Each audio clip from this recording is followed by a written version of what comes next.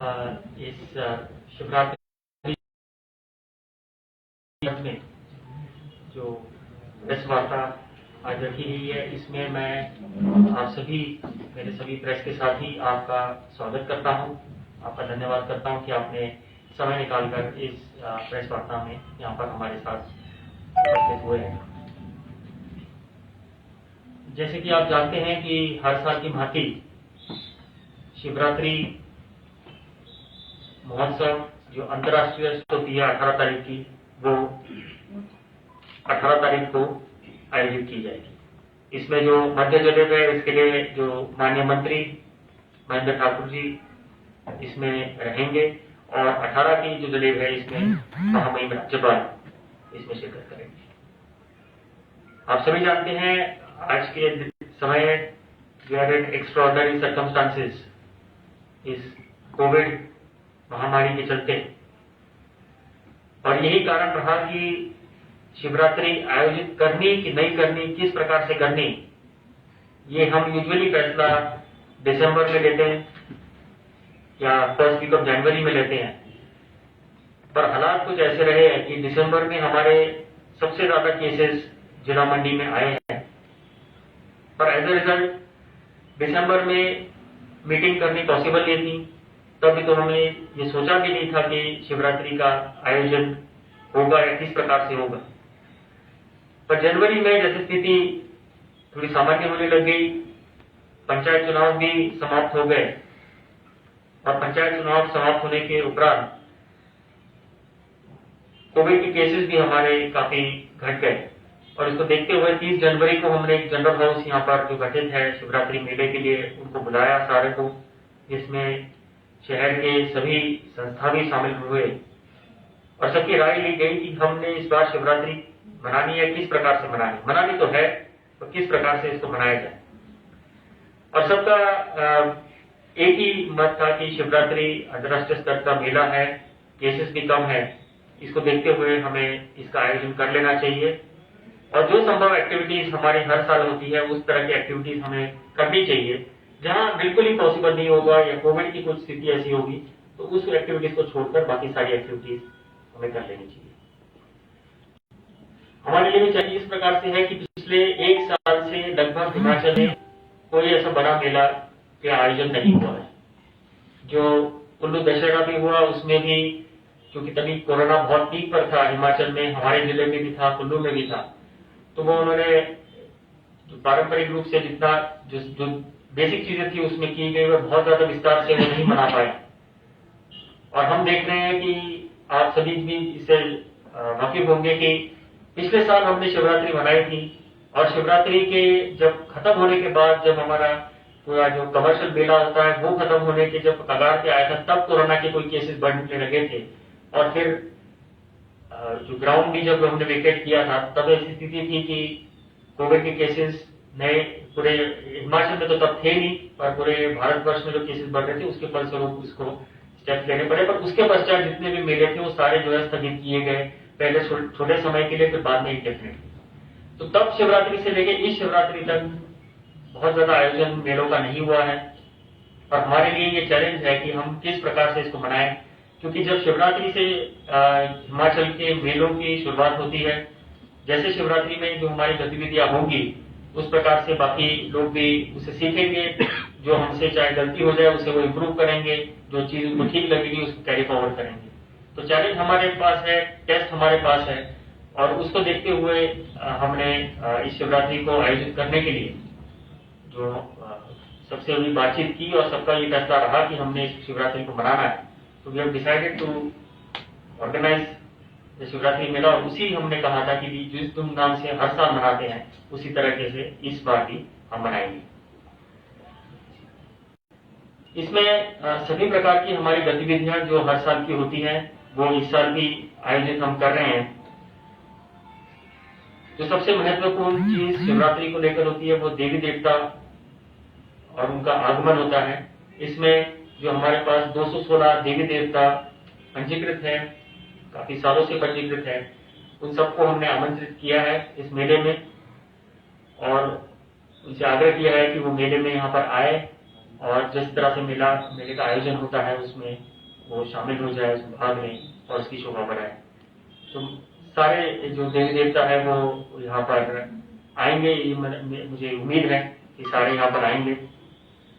और उसके लिए जो व्यवस्था यहाँ पर करनी थी, हमारी सभी प्रकार की उप समितियां गठित की गई है और देवता उप समिति के माध्यम से जहाँ पर भी देवी देवता ठहरते हैं, कुछ जगह पर सरकारी अकोमोडेशन में यहाँ पर ठहरते हैं, वहां पर व्यवस्था देखी गई है, हर चीज को हमने रिव्यू किया है और वो पूरी तरीके से हम तैयार है कि जो भी देवी देवता आएंगे उनको ठहरने में कोई दिक्कत ना हो, उनके साथ जितने भी देवलू आएंगे उनको ठहरने में कोई दिक्कत ना हो। इसके साथ ही जो अगली एक्टिविटी होती है खेल कूद की, तो खेल कूद को लेकर पिछले साल हमने कुछ इवेंट्स कम किए थे, समय को लेकर भी और बाकी कुछ चीजें भी थी, पर इस साल जो उप समिति है उन्होंने फैसला लिया है कि काफी खेलों का आयोजन किया जाए, जिसमें फुटबॉल, कुश्ती जिसमें महिला और पुरुष दोनों शामिल है, कुश्ती में कबड्डी भी महिला और पुरुष, बास्केटबॉल में महिला और पुरुष, रस्साकसी, रंगोली, वॉलीबॉल, हॉकी, मैराथन और मुक्केबाजी, ये चीजें शामिल करने का उप समिति ने फैसला लिया है। और अच्छे आयोजन यहाँ पर हो रहे हैं, कुछ आयोजन ऑलरेडी हो चुके हैं क्योंकि ग्राउंड पे आयोजित होते हैं और ग्राउंड अभी जो इस पे हमारे डोम्स वगैरह कंस्ट्रक्ट हो रहे, तो वो आयोजन पहले हो गया, कुछ आयोजन जो है वो शिवरात्रि के दौरान किए जाते हैं। तो फुल फ्लेज खेलकूद की प्रतियोगिता यहाँ पर इस शिवरात्रि में आयोजित की जा रही है। सांस्कृतिक कार्यक्रम, एक ये बात आई थी कि जब हम मेले का आयोजन कर रहे थे, बैठक कर रहे थे, तो एक दो सुझाव ऐसे थे कि सांस्कृतिक कार्यक्रम को हम छोड़ सकते हैं, उसकी जरूरत नहीं है। तो फिर हमने देखा कि मेला एक अपॉर्चुनिटी है हमारे लिए भी और यहाँ की अर्थव्यवस्था के लिए भी, कि जो स्मॉल ट्रेडर्स हैं उनको एक मौका मिलेगा कि वो यहाँ पर आए, सेल्फ हेल्प ग्रुप्स है, बाकी भी जो हमारे पास है वो सारे इस मेले में आते हैं, अपनी चीजें बेचते हैं और एक इकोनॉमिक बूस्ट मिलता है मेले के माध्यम से, क्योंकि बाकी दुकानें तो अदरवाइज होती है, पर मेले के माध्यम से सारे लोग इकट्ठा आते हैं, सारे दुकानदार भी इकट्ठा आते हैं और एक इकोनॉमिक को बूस्ट मिलता है मेले के माध्यम से। तो ये भी हमारा एक प्रयास रहा कि मेला आयोजन करेंगे तो इकोनॉमी एक्टिविटी भी हमारी काफी इंप्रूव होगी, काफी बढ़ेगी। जहां तक सांस्कृतिक कार्यक्रम की बात है, हमने देखा कि एक साल में जब मेलों का आयोजन नहीं हुआ, किसी भी प्रकार की बड़ी सांस्कृतिक गतिविधि का आयोजन नहीं हुआ, तो ऑब्वियसली जितने हमारे कलाकार भी हैं, जो अपकमिंग है, दूसरे हैं जो एक्सपीरियंस्ड हैं, उनको भी मौका नहीं मिला। तो हमने कहा कि हम बाकी जो आयोजन हो रहा है उसमें भी कुछ प्रकार की सांस्कृतिक गतिविधियां हो रही है, तो इसमें भी करने में कोई हमें दिक्कत नहीं लगी कि हम इसमें भी सांस्कृतिक गतिविधियां उसी प्रकार से कर सकते हैं। और फैसला लिया गया कि सांस्कृतिक गतिविधियां भी उसी तरीके से 6 सांस्कृतिक संध्या जो हमारी होती है, वो सारी के सारी सांस्कृतिक संध्या हम बनाएंगे। सुझाव ये भी आए थे कि कोशिश की जाए कि लोकल को प्रेफरेंस दिया जाए, तो वो भी हमने किया है। हमने हर साल प्रयास किया, पिछले 3 शिवरात्रियों से हमने ये प्रयास किया है कि बाहर से कलाकार कम, 1-2 कलाकार ही बुलाए जाए और बाकी मेजरली यहाँ के जो यंग कलाकार हैं, जो एक्सपीरियंस तो है ही, वो हर साल आते हैं, पर उनको सबको मौका मिले और एक अच्छा उनको प्रेजेंटेशन देने का मौका इस शिवरात्रि के माध्यम से, इस शिवरात्रि के फोरम के माध्यम से उनको मिले। तो हमारे जो मेन आर्टिस्ट हैं जो अब तक फाइनल हुए हैं, उसकी सूची हमारे पास अभी तैयार हो गई है। इसमें सबसे पहले जो प्रथम हमारी सांस्कृतिक संध्या होगी, उसमें हमने कोशिश की है कि जो हिमाचल के युवा है उनको एक मौका दिया जाए और माननीय मुख्यमंत्री के महोदय के सामने उनको एक मौका दिया जाए कि वो अपनी प्रस्तुति दे। तो पहले नाइट के लिए जो हमारे आर्टिस्ट अभी तक फाइनल किया, ऑब्वियसली ये आर्टिस्ट पूछे कि हमने फाइनल किए हैं,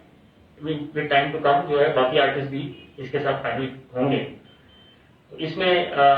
सुनील मस्ती और एसी भारद्वाज, ये जो हमारे मेन आर्टिस्ट होंगे फर्स्ट नाइट के लिए।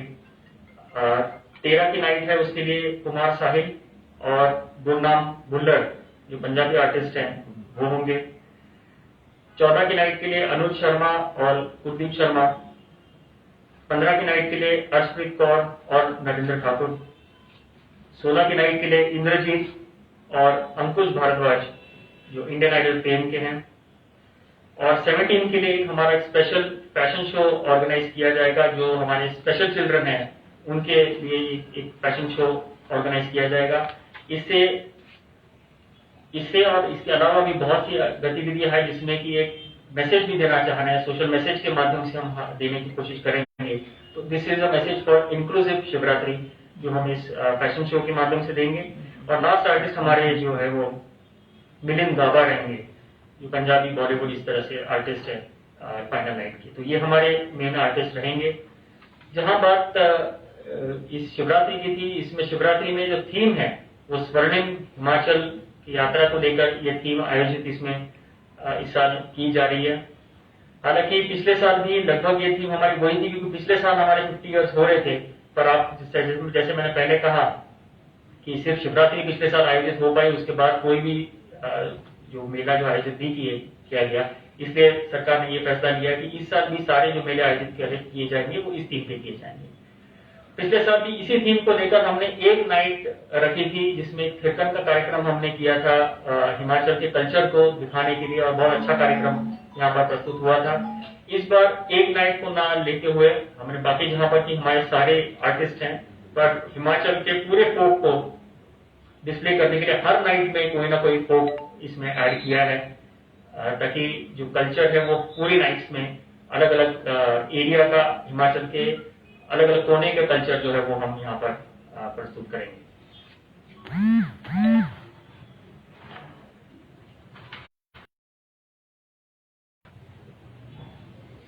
सर इंटरनेशनल कोई नहीं इसमें? इंटरनेशनल ट्रूप अभी तक नहीं है, अभी तक हमारा फाइनल नहीं हुआ है। इंटरनेशनल ट्रूप को लेकर क्योंकि फॉरेन ट्रैवल भी अभी तक इतना स्मूथ नहीं है,